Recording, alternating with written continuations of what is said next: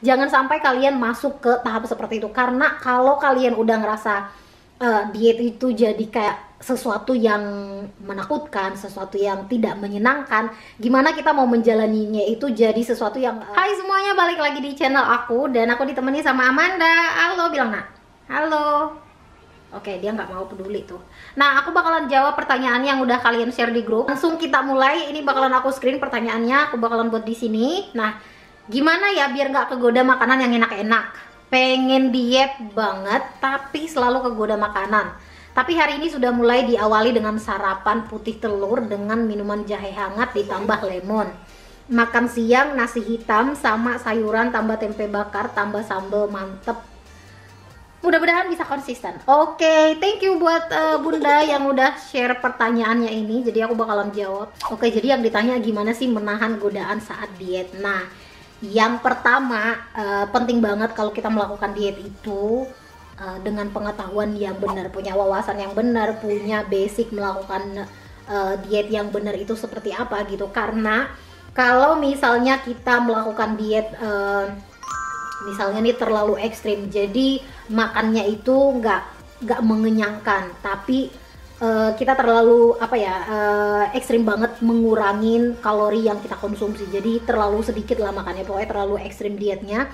Nah, ini bisa menyebabkan kita kelaparan, terus bawaannya nggak enak. Nah, ini aku udah share juga di video yang berbeda, kalian boleh cek di YouTube channel aku. Kalian kalau misalnya melakukan diet, pastikan kalian bisa melakukan diet itu dengan enjoyable gitu. Jadi nggak yang ngerasa kita tuh masuk ke fase yang aduh nggak enak banget nih diet, kayak aduh aku bakalan nahan lapar, aku nggak bisa makan ini itu gitu. Nah, jangan sampai kalian masuk ke tahap seperti itu, karena kalau kalian udah ngerasa diet itu jadi kayak sesuatu yang menakutkan, sesuatu yang tidak menyenangkan, gimana kita mau menjalaninya itu jadi sesuatu yang bisa kita enjoyable gitu. Gimana kita mau bisa melakukan dietnya itu dengan waktu yang cukup lama atau konsisten gitu. Jadi pastikan kalian melakukan dietnya itu dengan cara yang baik. Yang pertama, makanan gak harus yang tiba-tiba direbus semuanya, atau makanan yang jadi clean semuanya. Clean dalam artian gak ada lagi minyak, gak ada lagi tepung, gak ada lagi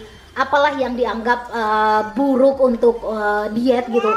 Jangan langsung meng-cut semua pokoknya makanannya itu langsung berubah total clean food. Jangan, karena tubuh kita juga bakalan kaget, dan tubuh kita butuh waktu untuk adaptasi. Jadi kalau misalnya kalian memang sering makan gorengan, sering makan bakso, sering makan mie goreng, apalah makanan-makanan yang kalian konsumsi sehari-harinya. Nah, itu kan semuanya kalau misalnya kita hitung nih kalorinya ada berapa nih konsumsi kalori harian kita yang berlebihan.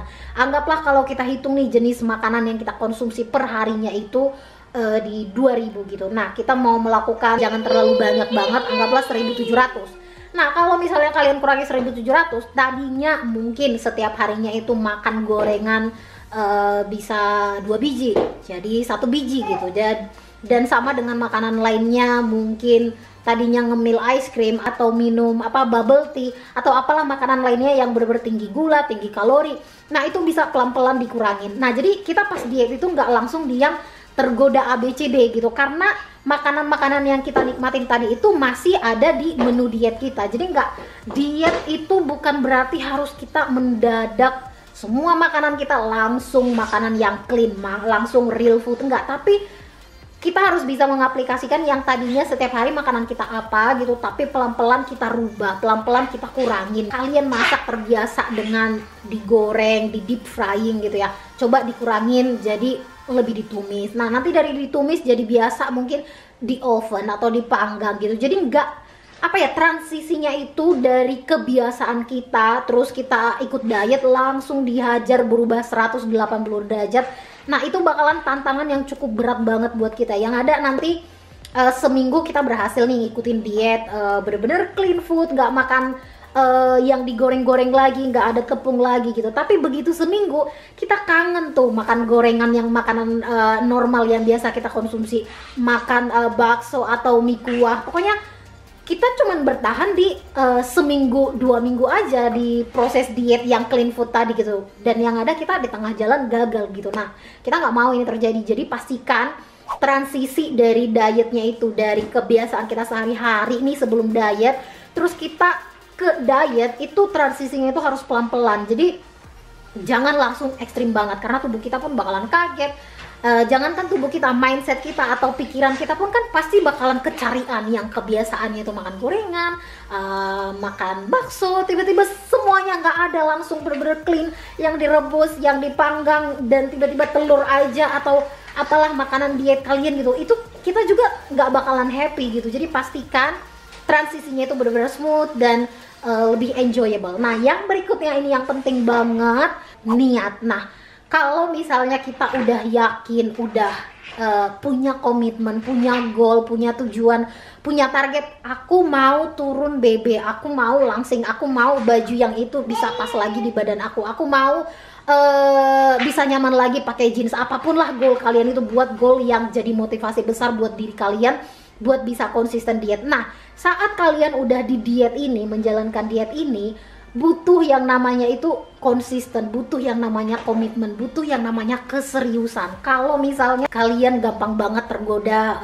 dengan makanan yang lainnya, misalnya kalian udah punya jadwal nih, udah punya menu makanan, udah punya jadwal makan, udah ikutlah program diet yang kalian jalankan, mungkin lebih clean, mengurangin makanan-makanan yang berminyak, yang tinggi gula segala macam. Ini kalian udah di jadwal kalian ya, udah di planning diet kalian.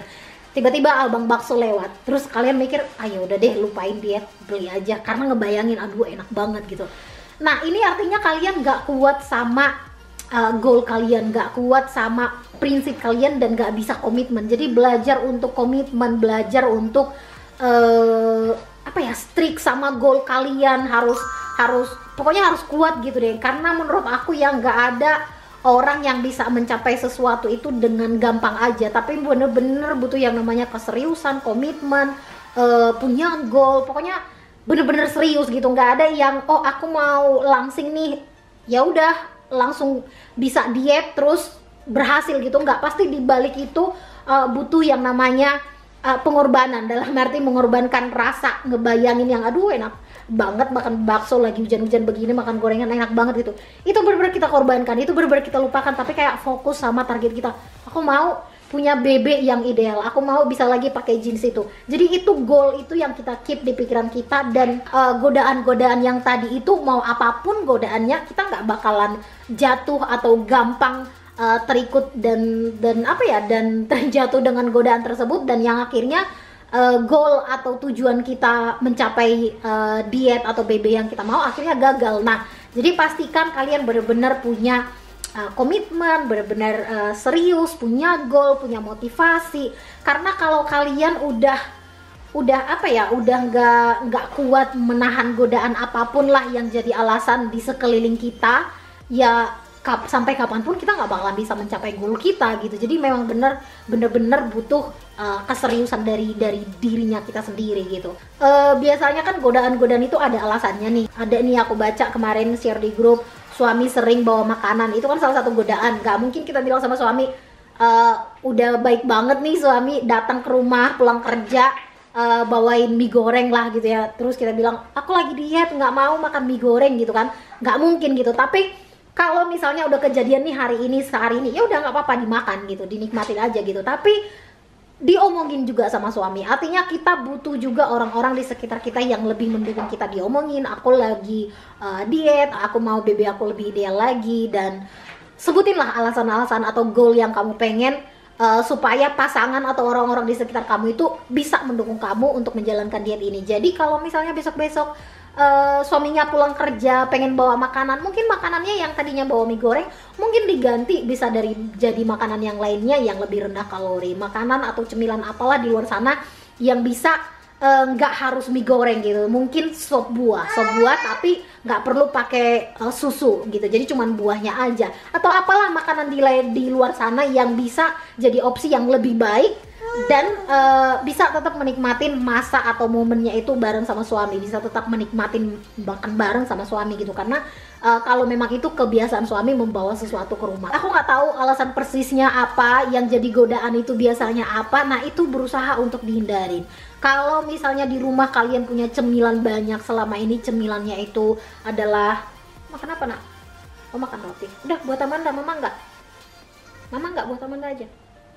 Kalau misalnya kalian punya snack atau makanan, kebiasaan ngestokin makanan yang nggak mendukung banget untuk diet kalian, misalnya stok es krim atau buat Amanda nak, stok es krim atau stok keripik atau yang lain. Nah, kalau misalnya kalian punya itu di dapur kalian, oke, dinikmatin pelan-pelan gitu. Jadi nggak langsung dihabisin sekali banyak karena aku mau diet, enggak, tapi ya udah dimakan pelan-pelan gitu. Tapi pastiin untuk kedepannya jangan ngestok makanan itu lagi. Gantikan makanan-makanan atau cemilan dengan pilihan yang lain yang lebih sehat, yang opsinya lebih mendukung untuk diet kalian. Bisa digantikan dengan buah, bisa digantikan dengan cemilan yang bisa kalian buat sendiri, rendah kalori tapi nutrisi tinggi gitu. Jadi kita juga harus bisa lebih kreatif dan punya taktik, punya solusi gimana ya supaya diet aku ini lebih didukung dengan lingkungan aku, gimana ya supaya diet aku ini lebih berhasil gitu. Jadi kita juga perlu cara mengatasi masalah-masalah atau penyebab atau godaan yang ada di sekitar kita. Tips berikutnya lagi itu, ini sebenarnya banyak banget ya tipsnya. Jadi memang untuk melakukan diet itu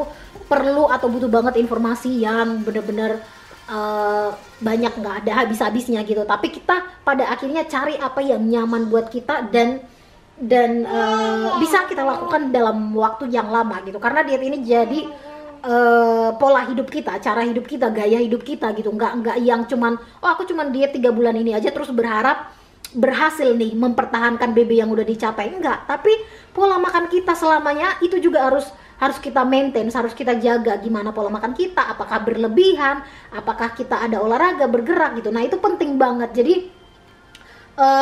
mempertahankan atau menjaga BB ideal itu juga butuh pola hidup atau lifestyle yang baik juga. Oke, masuk ke tips berikutnya lagi.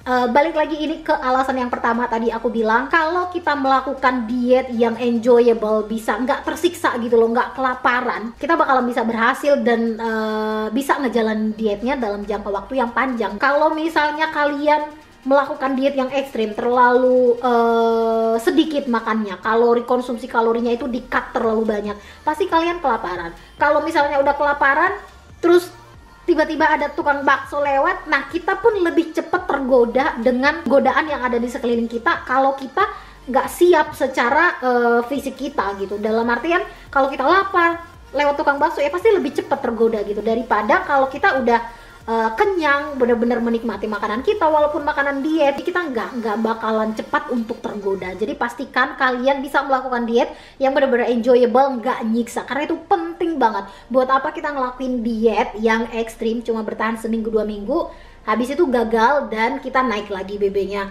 mulai lagi, kita kan nggak mau gitu. Jadi pelan-pelan dan memang butuh waktu kita merubah kebiasaan-kebiasaan buruk menjadi kebiasaan baik, dan itu yang bakalan buat kita berhasil mencapai BB ideal kita kalau memang kebiasaan-kebiasaan ini udah kita rubah pelan-pelan. Itu dia video yang bisa aku share kali ini, semoga bermanfaat dan bisa membantu dan bisa berhasil mencapai BB atau body ideal kalian.